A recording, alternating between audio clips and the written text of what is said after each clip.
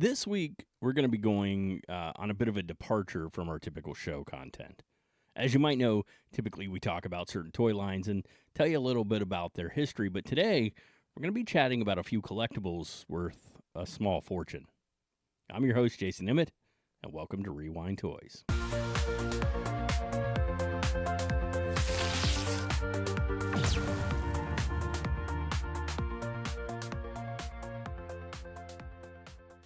Okay, so I was an 80s kid, and so for me, that meant G.I. Joes were Hasbro's 3 3/4 inch run, but we all know that those were not the first Joes. The first were 12-inch dolls. I know, they're action figures, not dolls. Relax. So this toy is compliments of Hasbro executive Don Levine, who in 1964 was tasked with creating a new toy marketed towards boys.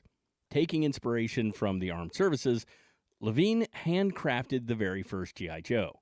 Now, at this point, this thing is kind of considered a piece of art history. It's not just a toy anymore, but it is in private hands. It sold to a private collector for $200,000, and that was back in 2003.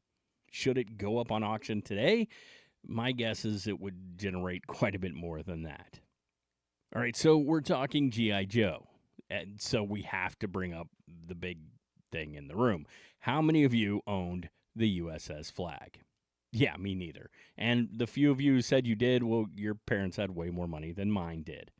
At 5 feet long and 3 feet wide, this bad boy was massive.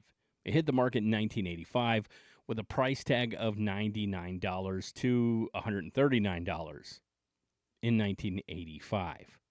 That means in 2025 dollars, it would run you closer to $400 to $420. Now, these were mass produced, so it's not that they're difficult to find, it's that they're difficult to find complete. And if you want to find one in box, well, good luck. You see, in box, they're even more rare. Word has it that complete boxed versions of this giant toy have sold for well over $15,000. All right, to all my Hot Wheel collectors out there, I don't pretend to be anything even close to a Hot Wheels expert. A few years back, I purchased a massive collection of early 90s through early 2000s cars, all carded. Now, it took me countless hours to research them as I sold them off one by one and sometimes in small lots. It was a huge undertaking, and to you Hot Wheel gurus out there, much respect. With that said, I didn't want to leave you guys out, so let's chat about the Beach Bomb prototype. From what we've been told, 144 were produced, and of those, only 2 are believed to remain. Now, one of these belongs to a private Hot Wheel collector who is said to have one of the most expensive Hot Wheel collections in the world.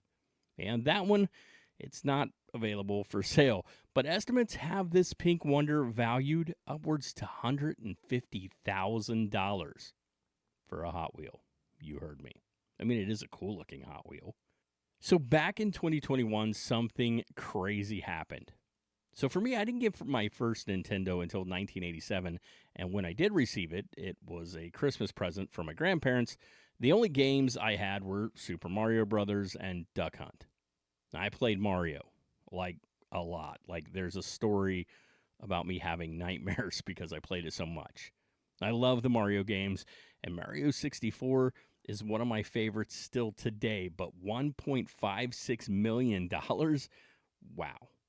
An unopened copy of Mario 64 sold for $1.56 million, which just seems insane, but it's nothing compared to the $2 million price tag of an original unopened and graded 9.6 1985 Super Mario Brothers. All right, so collectors out there all know this last one. It's considered to be one of the rarest action figures of all time, and I know some of you are already screaming at your screen because you know what it is. Sure, you could argue it doesn't really count because it never hit the actual market, but there are a few of them out there. So Boba Fett was first introduced on the Star Wars Holiday Special in 1978. Yep, even before he made it into a movie. Even then, he was pretty popular, and so Kenner announced a mail-in offer. Mail in 4 seals from additional figures, and you could receive a Boba Fett with a rocket-firing jetpack.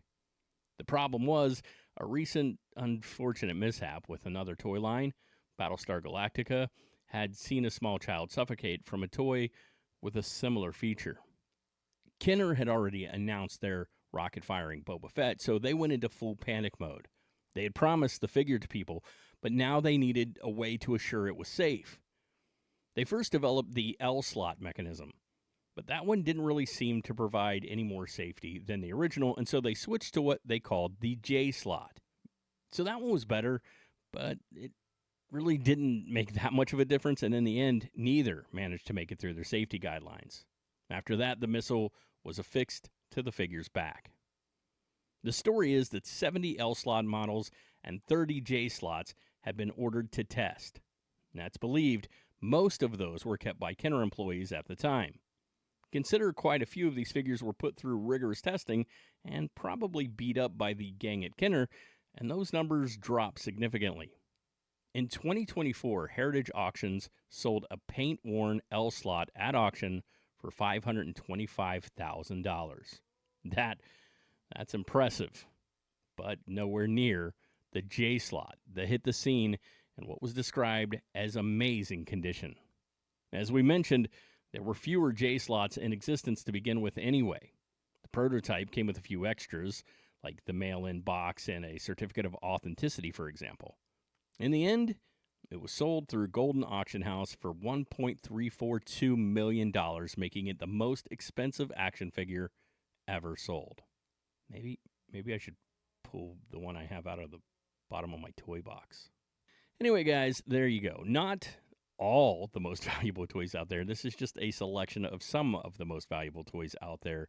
I want to thank all you guys for joining us here again on Rewind Toys. If you're into it, we do have a Facebook group. We'd love to see you over there.